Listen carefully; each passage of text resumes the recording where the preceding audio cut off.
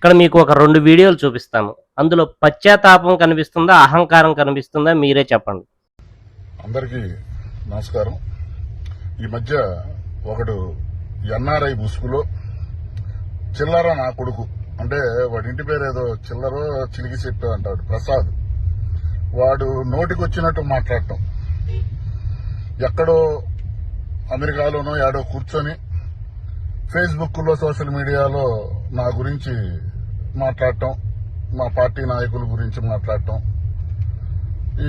ఈ మధ్యకాలంలో ఎవడో వాడు వెనకాల ఒక నాయకుడు ఉన్నాడని నాకు తెలిసింది. ఆ నాయకుడి సంగతి, ఆడి సంగతి, ఇద్దరి సంగతి కూడా తెలుస్తాం. ఆడికి చెప్తున్నా, ఒరే చిల్లర శెట్టి ప్రసాద్, చిల్లర ప్రసాద్ నా కొడక, నువ్వు నీ అబ్బకి ఒక్క అబ్బకే పుట్టినట్టు ఉన్న మగాడివైతే రా నా కొడక, ఆంధ్రాకొచ్చి మా ఒంగోలుకొచ్చి నా గురించి మాట్లాడు. ఏం తెలుసురా లంజా కొడక, నీకు ఏం తెలుసురా నా కొడక? లేనిపోయి అన్ని దాంట్లో చెబుతున్నా, కూటికి లేని నా కొడుకులు. నీ అమ్మ ఫారెన్ లో తెల్లలో బాత్రూంలు కడిగే నా కొడుకు వీరను వాడా? మా తెలీదా నువ్వేం చేస్తున్నావు? లంజా కొడక, ఆంధ్రాకు వచ్చి మాట్లాడు. నువ్వు మగాడివైతే సహనం చచ్చిపోయి బూతులు మాట్లాడాల్సి వస్తుంది. సిగ్గుండాలరా నా కొడక. అక్కడెక్కడో ఉండి మాట్లాడటం కాదు. ఏం తెలుసు నీకు మా పుట్టుక గురించి? రా నా కొడక ఒంగోలు, మగాడివైతే రా. సిగ్గుందంట నా కొడక, రా లంజా కొడక నువ్వు. అందరికీ నమస్కారం.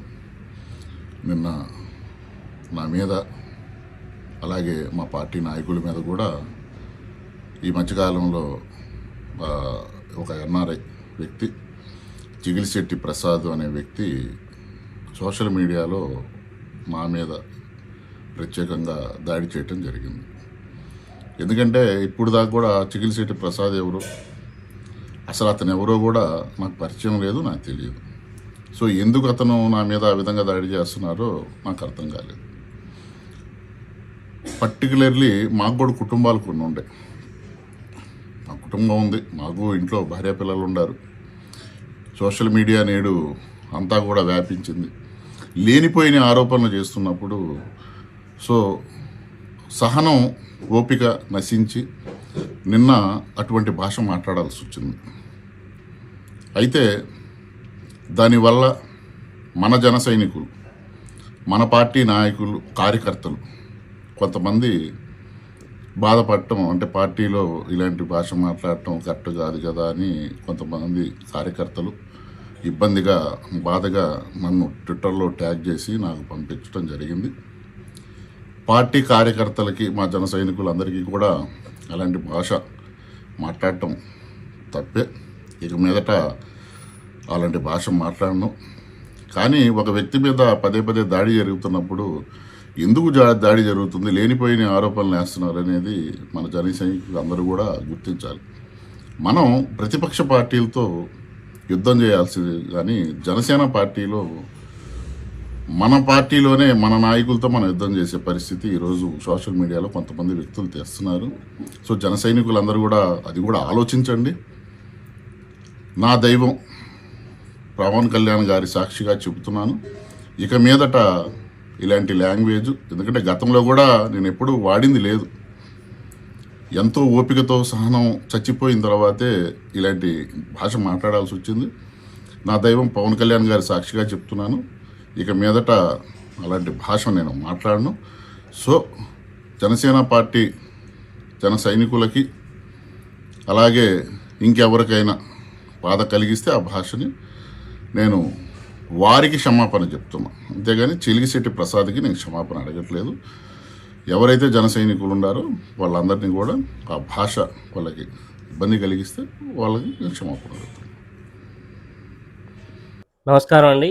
ఈరోజు ఈ వీడియో చేయడానికి ప్రధాన కారణం, ఇటీవల సోషల్ మీడియాలో జనసేన నాయకుడు రియాజ్ గారు విడుదల చేసిన 2 వీడియోలు మరియు ఆయన మాట్లాడిన భాష. మొదటి వీడియోలో ఒక తీవ్రమైన తప్పు చేశారు. రెండో వీడియోలో దాన్ని సరిదిద్దుకోవడానికి బదులు మరింత అహంకారాన్ని ప్రదర్శించారు.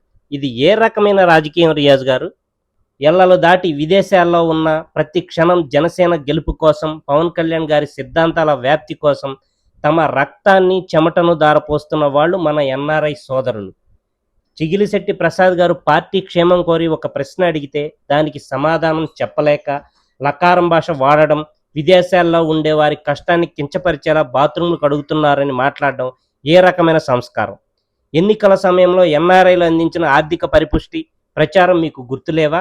వృత్తిరీత్యా విదేశాల్లో కష్టపడే ప్రతి ఒక్క ఎన్ఆర్ఐ సోదరుడిని మీరు ఈ విధంగా అవమానించడం తీవ్రంగా ఖండించాల్సిన విషయం. అపచారం జరిగిందని గ్రహించి క్షమాపణ చెప్తున్నానని ఒక వీడియో పెట్టారు.